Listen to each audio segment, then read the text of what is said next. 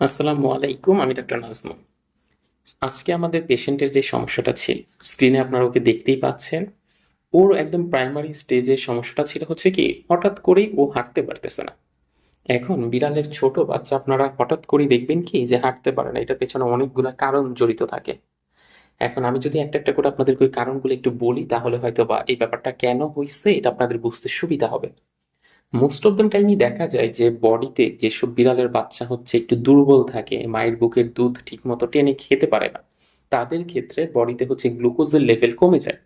এবং এই বডিতে গ্লুকোজের লেভেলটা কমে গেলে তখনই দেখা যায় যে এই দুর্বলতা বা হাঁটতে না পারার সমস্যা, তারপরে ধরেন যে মাঝে মধ্যে কাঁপুনির সমস্যাটাও দেখতে পাওয়া যায় এই গ্লুকোজ লেভেলটা কমে যাওয়ার কারণে।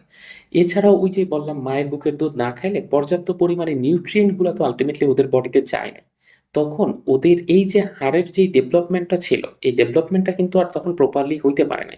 যার কারণে বডির যে প্রপার ভরটা এটা কোথায় যায়, পায়ের হাড়ের উপরে। তো ওই জায়গাটাই, হাড়টাই যদি দুর্বল থাকে, তাহলে কি আর ও ঠিক মতো দাঁড়াতে পারবে? তখনই দেখা যায় যে আলটিমেটলি যখন ওরা আস্তে আস্তে বডি একটু ওয়েটটা বাড়তে থাকে, তখন আর ওরা পেছনের পায়ের দিকে, মোস্ট অফ দ্য টাইমে পেছনের পায়ে আমি দেখি, পেছনের পায়ের দিকে আর তখন ঠিকভাবে ব্যালেন্সটা রাখতে পারে না। তখনই দেখা যায় যে পেছনের পায়ের অংশটা যে কোনো একটা দিকে মানে হচ্ছে ঢিল, একদম মানে ঢুলতে থাকে। এবং একটা যে কোনো একটা দিকে, এটা বাম সাইডই হইতে পারে বা ডান সাইডই হইতে পারে, যে কোনো একটা দিকে আলটিমেটলি পড়ে যায়। প্রথম অবস্থায় এটা দেখবেন, কিন্তু পরবর্তীতে গিয়ে দেখবেন যে আর ও দাঁড়াইতেই পারতেছে না। আবার অনেক সময় দেখা যায় যে যখন ছোট বাচ্চারা আহ, একটা ছোট বাচ্চা আছে আপনার বিড়ালের, তখন আপনি কি করেন যে বারবার একটু পর পর এসে ওকে কোলে নেন। তো এইসব ক্ষেত্রে আলটিমেটলি দেখা যায় কি ওর ভিতরে একটা মেন্টাল ট্রমার অবস্থা তৈরি হয়।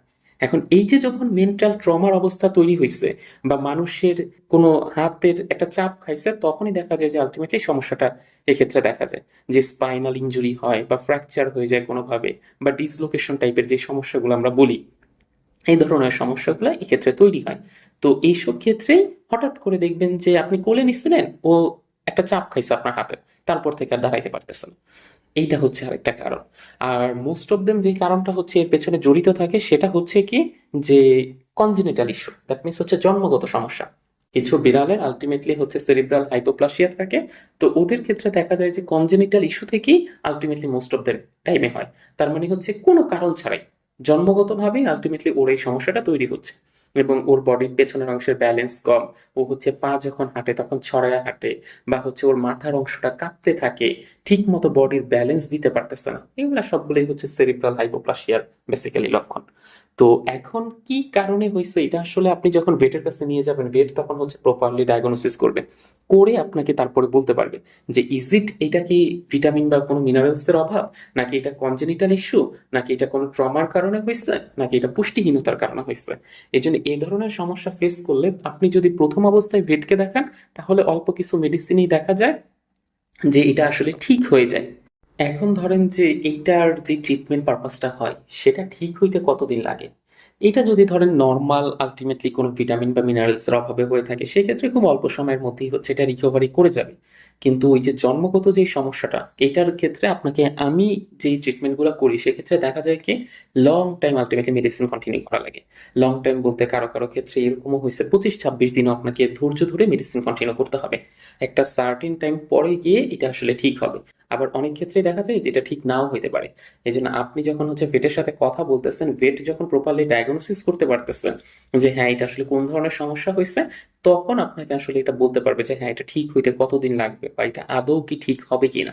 এই ব্যাপারগুলো হচ্ছে তা আপনাকে তখন এনশিওর করবে।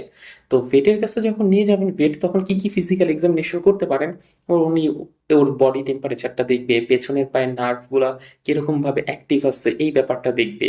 তারপরে হচ্ছে আমার কাছে আসলে বেসিক্যালি আমি গ্লুকোজ টেস্ট করে দেখি, সিবিসি রিপোর্টটা দেখার চেষ্টা করি, এই ধরনের এক্স রে করে দেখি যে পায়ের হাড়টা বাঁকা কিনা। এই ধরনের আনুষঙ্গিক অনেকগুলা ব্যাপার আছে। এই ব্যাপারগুলো যখন প্রোটোকলগুলো ঠিকঠাকভাবে পালন করা হবে, তখন দেখবেন যে আস্তে আস্তে অসুস্থ হয়ে উঠতেছে। কিন্তু আমি বারবারই বলতেছি, যত দ্রুত সম্ভব এই ধরনের সমস্যায় আপনি ভেটের সাথে কনসাল্ট করবেন। আদারওয়াইজ ওই যে প্রথম অবস্থায় দেখতে পাচ্ছেন যে একটু দাঁড়াইতে পারতেছে, একটু দাঁড়াইতেও কিন্তু পারবে না। দ্যাট মিনস একদম হচ্ছে শুয়ে পড়বে, ওই প্যারালাইসিসের মতো অবস্থা তৈরি হবে। তো ধন্যবাদ সবাইকে।